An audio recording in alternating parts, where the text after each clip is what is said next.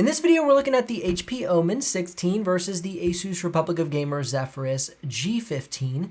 Now, these two laptops have 16:9 aspect ratio screens. They have a similar weight and thickness. Pick them up here so you can see the weight and thickness on the screen. However, I will say that the G15 is a little bit thinner. And you may be wondering which one is the right pick for you. Well, in this video, we're going to dive right into that, looking at the build quality, usability, and performance of these two laptops. Now, first and foremost, in regards to the build quality, what we're going to take a look at is the bottom panel of the laptop and see how it's fit into the side panels. And as you can see on the G15, it is very flush. There's no catchy edges. It looks very nice how the bottom panel is fit into the side. Looking at the HP Omen, we'll flip it over. As you can see, there's a little bit of a catchy edge here at the edge where the bottom panel is fit into the side cover. Nothing drastic, nothing sharp. It just isn't as flush and smooth as the G15. Now, keep in mind that the G15 is a magnesium alloy chassis, whereas the Omen comes with a plastic top cover, bottom cover, side panels, but it does have an aluminum keyboard deck on the HP Omen, where the G15 is all magnesium alloy all the way around, making it slightly lighter than the HP Omen. Now, they both come equipped with 720p webcams, and here's a sample of each of the webcams so you can see how those look. The webcam for the HP Omen, obviously you're hearing the audio right now. It is a little grainy in the background, but the color of the skin tones seems very natural, and so it doesn't make you really orange or super blue or green, so I really like that about it. And this is the webcam on the Asus Zephyrus G15 and a little sample of the audio for you as well. Now that you've gotten a taste of the webcam, let's go ahead and really get a good look at the screens here. I'm going to lean back the HP Omen because this one only tilts back to about a 45-degree angle where the G15 actually goes fully flat. But as you can tell, in regards to the 16:9 aspect ratio, that the G15 screen, though they do have the same aspect ratio, because this is a 16-inch screen on the HP Omen, the Omen screen is a little bit bigger, but honestly not by much. Not even a half an inch. I think it's about a quarter inch larger than the G15. If you wanted to get the exact match of screen to screen, look at the M16. That could be a good comparison for you as far as which one to pick up.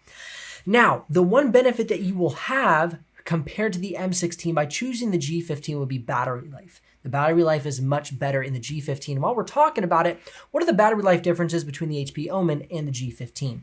Well, you're going to get much better battery life out of the Ryzen 9 6900HS than you will the i7 12700H. You can see the battery life results up on the screen now, and it's not that much of a comparison. The G15 really wins out. It just has more efficiency and more flexibility with the Asus Armoury Crate Center and the better, more efficient Ryzen processor. In this regard, more efficient. We'll see how the performance stands up later. But in regards to efficiency, the Ryzen processor does give you better results. Make sure you subscribe right now. Go ahead, take the 2 seconds to click that subscribe button. We're trying to reach 100,000 subscribers by Christmas, and you could make that happen. Thank you so much if you would just take that little effort, do that, and make some dreams come true here and help us reach 100,000 subscribers. So it'd be amazing. Now, jumping back into the interior of the laptop, let's take a look at the keyboard decks here.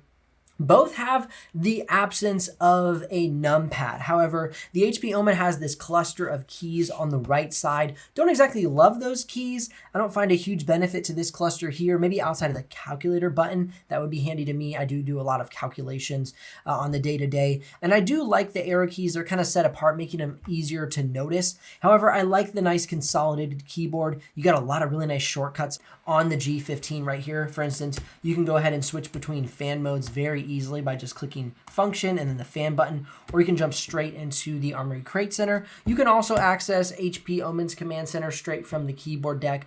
But I will say, as far as command centers are concerned, you're going to have a lot more functionality and customization inside of the Armoury Crate Center than you will inside of the HP Omen Gaming Hub. There are a few options. You have a graphic switcher, you have performance versus balance mode, but over here you have 3 or 4 different modes. You have access to go into hybrid or discrete GPU mode and iGPU mode. I wish there was an iGPU mode on the HP Omen, however there is not, and that kind of hinders the battery life results a little bit like you saw earlier. Now do note that this is a RGB backlit keyboard, whereas the HP Omen is just a singular color backlit keyboard, so a little bit more fancy comparatively. Now going ahead and looking at the trackpads, they're very similar in size, if not identical. I feel like the G15 might be a hair larger, but just barely larger. They both have great functionality, both have a nice click, quiet, soft click, and the keyboards are soft and quiet as well. They have a little bit more of a rounded edge on the key for the G15 as opposed to more of these squared off keys. I like both keyboards a lot, but I would say the trackpad is a little bit better on the G15 overall. Now, as far as feeling the edges of the keyboard deck, there's a really nice smooth rounded edge on the G15, a little bit sharper here on the HP Omen. So as far as comfort and holding and kind of handling the laptop, the G15 is a little bit more comfortable. Now, if you're curious what it sounds like to type on each of the keyboards and use the trackpads, here's a quick audio sample for you.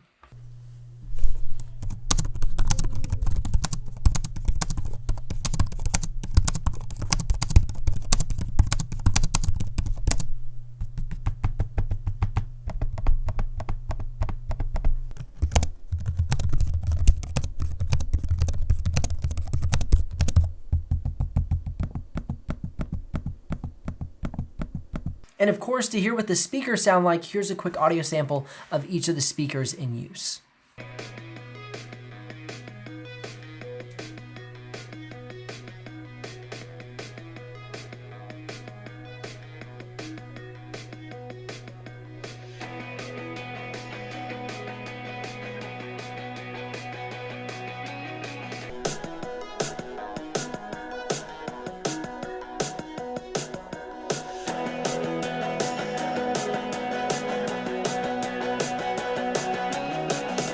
Now they both come with nice color accurate screens. The G15 will be slightly more color accurate, but barely. However, where it does win out is it has a slightly lower delta E, but the HP Omen is ever so slightly brighter. So if you want a little bit brighter screen, go with the Omen. If you want a little bit more color accuracy, I would go with the G15.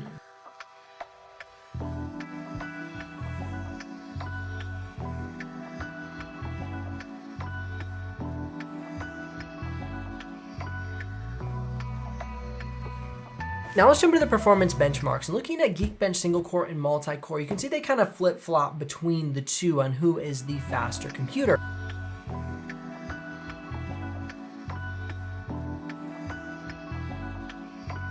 And even as we get into CineBench R20, CineBench R23 single core, and CineBench R23 multi-core, they do a lot of flip-flopping back and forth. So all that to say, the performance is pretty even in the simulated benchmarks.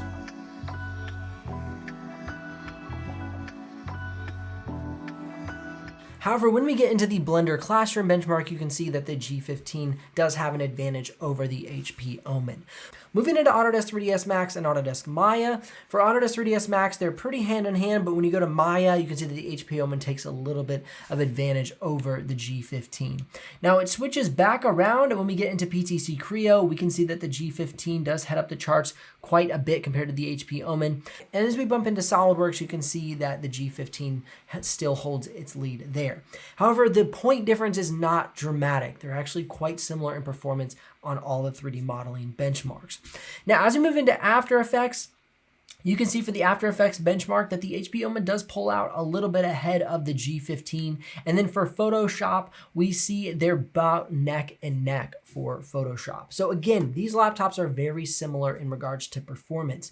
Now, where we're gonna see the biggest difference is going to be the thermal temperatures. If you want a laptop that is cool and quiet, if you're looking at the video editing thermal temperatures right now, the HP Omen outshines by quite a bit. It is substantially cooler than the G15. The G15 does get a lot hotter with that Ryzen 9 6900 HS processor. Looking at the playback, you can see that the HP Omen does get better playback. So not only is it cooler, but also gets better playback for 6K B-RAW and 6K red footage. Now the G15 does great. It doesn't have any problems with 4K, has some drop frames in B-RAW, has a little bit more for red footage, but overall the HP Omen is going to be better at playback.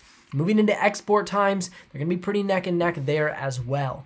So really the question is, do you want a cool laptop that has not as good a battery life, but slightly better performance in playback? Or do you want a little bit warmer laptop that has better battery life, but doesn't exactly have as great a playback for video editing? Really, they're kind of neck and neck in a lot of ways. And so you got to kind of figure out what you want out of a laptop.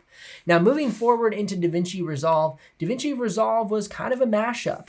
We saw that the Asus Zephyrus G15 came in quite a bit above the HP Omen at a 645 compared to the HP Omen's 806. So if you're a DaVinci Resolve user, I would definitely push you towards the G15. Punch for punch, they both have great performance. They both have color accurate screens, nice keyboards and trackpads. However, if you want a cooler laptop, you're gonna lean towards the HP Omen, but you're not gonna get as good of battery life. If you want a little bit warmer laptop with great battery life, I would push you towards the G15. Really, the choice is yours. Links if you're ready to make a purchase, likes if this video has brought you some value, and subs if you don't wanna miss out on the future uploads. I'll see you here in the next one.